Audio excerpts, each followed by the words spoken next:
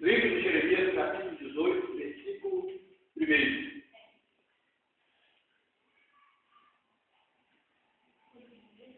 O vaso do oleiro, título da mensagem. Diz assim a palavra do Senhor para nós nesta noite.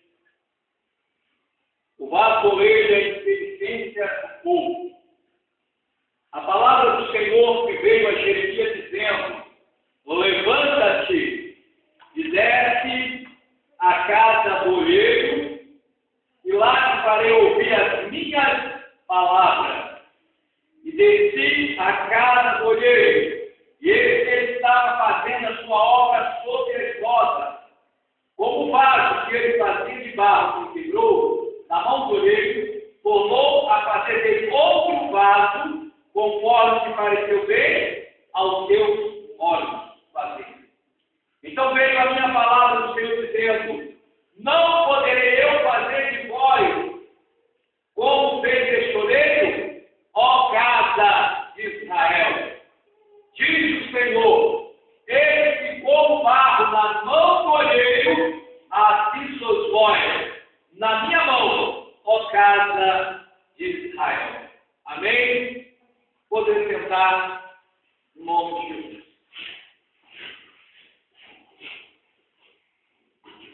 Glória a Deus. Irmãos, a palavra do Senhor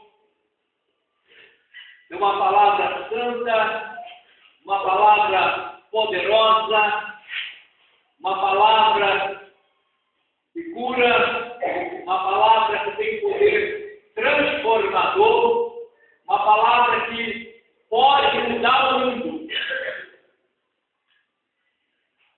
Jeremias, considerado profeta chorão, um dos maiores profetas também, não porque ele era grande em estatura, nem porque ele era grande no orgulho, na soberba, né? Mas ele era um profeta que falava de Deus para o povo, e as suas profecias foram as que se prolongaram mais. Ele é que tem o livro que tem mais profecias. O profeta que foi mais usado, como Isaías e outros profetas maiores. E nós já temos aqui nessa palavra esse profeta Jeremias, conhecendo bem a história de Jeremias. Jeremias foi um homem que foi chamado por Deus para ministrar a sua palavra para o povo. O que é um profeta? O profeta é aquele homem que recebe de Deus e transmite para o povo. É diferente de sacerdote. Sacerdote é aquele que ministra no altar. É aquele que fazia um sacrifício. Na época que havia o templo, antes da morte de Cristo e a morte e a ressurreição, então havia o quê? O sacrifício de animais. Então o sacerdote ele pegava os pecados do povo, pegava um animal e oferecia, conforme o pecado do povo, ele oferecia um sacrifício sobre o altar para Deus, para a penitência dos pecados do povo. E Jeremias, como profeta, ele recebia a palavra de Deus para transmitir para o povo, como nós já falamos nesta noite. Irmãos, interessante que naquela época não havia o dom da profecia. E profeta era aquele que, a um determinado tempo, o Espírito de Deus vinha e enchia aquele homem que era escolhido por Deus e usava ele poderosamente para transmitir a sua palavra. Depois de ter transmitido a palavra, o Espírito Santo, deixava aquele profeta. Nós vemos que a diferença daquela época para nós na época, quando em Atos dos Apóstolos, no capítulo 2, sobre a descida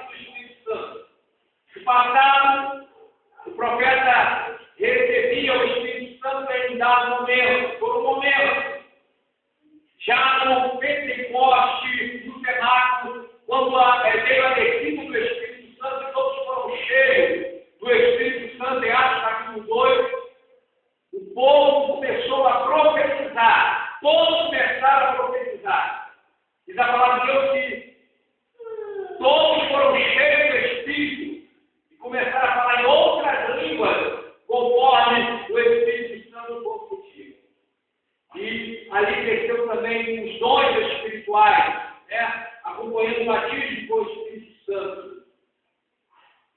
Como hoje é um culto de avivamento, a nossa função hoje é ensinar a igreja sobre o avivamento espiritual. E nós sabemos que avivamento significa o quê? Despertamento. E é justamente o que nós precisamos. A igreja no todo, não só a igreja aqui no Espírito Santo, mas no Rio de Janeiro, São Paulo, Maceió, Paraná, Nordeste, enfim, todo o Brasil, todo o Estado brasileiro, aonde tiver uma igreja, a nossa igreja no Brasil precisa de um reavivamento espiritual. E é o que nós estamos orando, estamos clamando a Deus. Está acontecendo reavivamento espiritual em vários lugares? Sim, está. Mas ainda não aconteceu aquele reavivamento que nós estamos esperando. Porque, ou melhor dizendo, aquele reavivamento que o Espírito de Deus quer promover na sua igreja, na face desta terra. Não só aqui no Brasil, mas no mundo todo. Irmãos, quando acontecer realmente esse reavivamento espiritual, os cristãos em toda parte do mundo vão se levantar e com ousadia do Espírito vão pregar a palavra de Deus. Louvado seja o nome do Senhor. Eu me lembro que quando eu era jovem, já com a idade dos meus 18, 19 anos,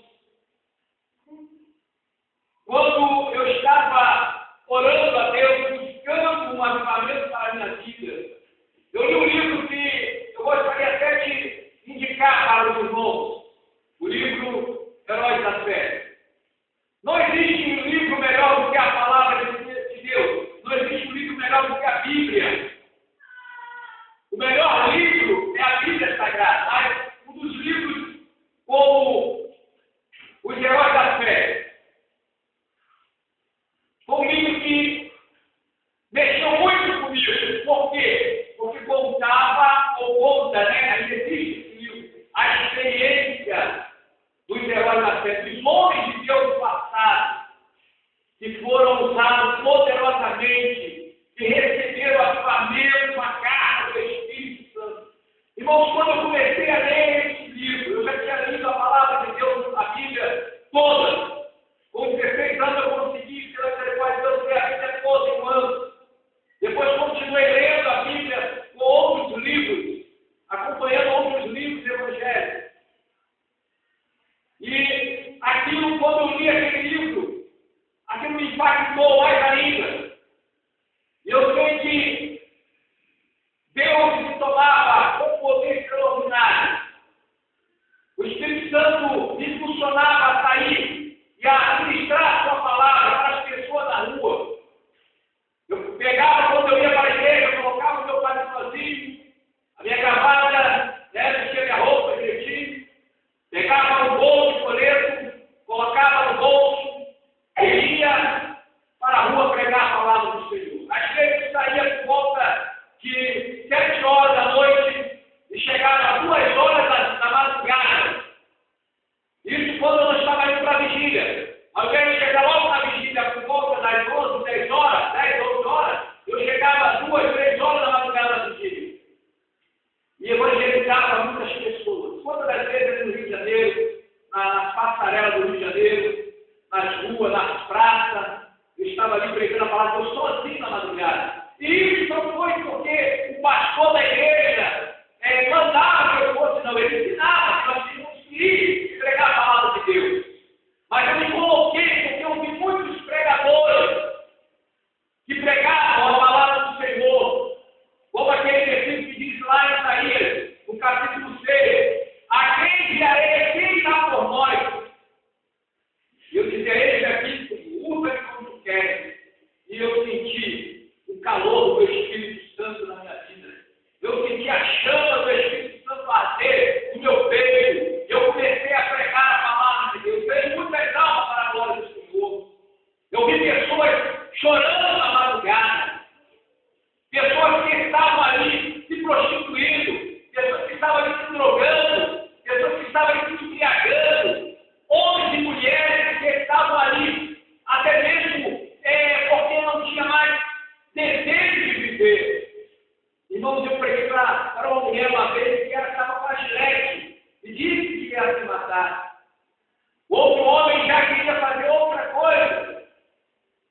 estava em cima da passarela e tinha saído de casa, abandonou o seu lado porque a mulher expulsou ele de casa. Eu falei, não faça mal a você, porque eu estou aqui para orar, Deus te ama. E ele chorando, aceitou Jesus como Salvador, ele volta para sua casa. E ele retornou para casa. E depois foi na nossa igreja e aceitou a Jesus. Irmão, graças a Deus, porque toda honra, toda glória para Deus, nós não fazemos nada para ter mérito.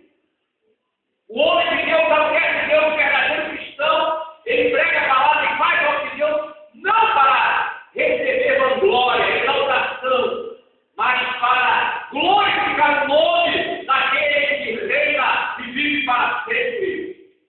E é justamente isso que eu fazia naquela época, ainda continuo fazendo, porque eu não prego para me aparecer, eu prego para a glória de Deus. Aí existem homens e mulheres de Deus na face dessa terra, e você é um deles.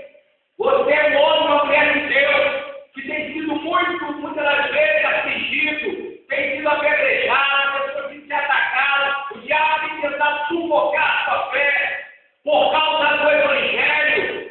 Mas eu quero dizer uma coisa para você: não desista, continue pregando a palavra de Deus. Seja um homem de Deus, uma mulher de Deus, um jovem, atuante na obra de Deus. Você que é jovem, continue pregando a palavra do Senhor. Aleluia. Naquela época, eu estava servindo as Forças Armadas e eu preguei para um jovem que estava no quartel desviado e ele voltou para Jesus. E através dele, ele me deu um folheto para entregar um outro amigo dele. Ele saiu do baixa e ele me deu um folheto. E aí eu entreguei o outro jovem. O outro jovem começou a me acompanhar, eu comecei a ensinar a palavra de Deus a ele, e ele se converteu, eu tratava o corpo. E Deus batizou ele com o Espírito Santo, quando ele orava dentro da mata, lá no quartel. E através desse jovem, mais de 150 soldados aceitaram a Jesus como Salvador. Glória a Deus. Isso é porque o nosso Deus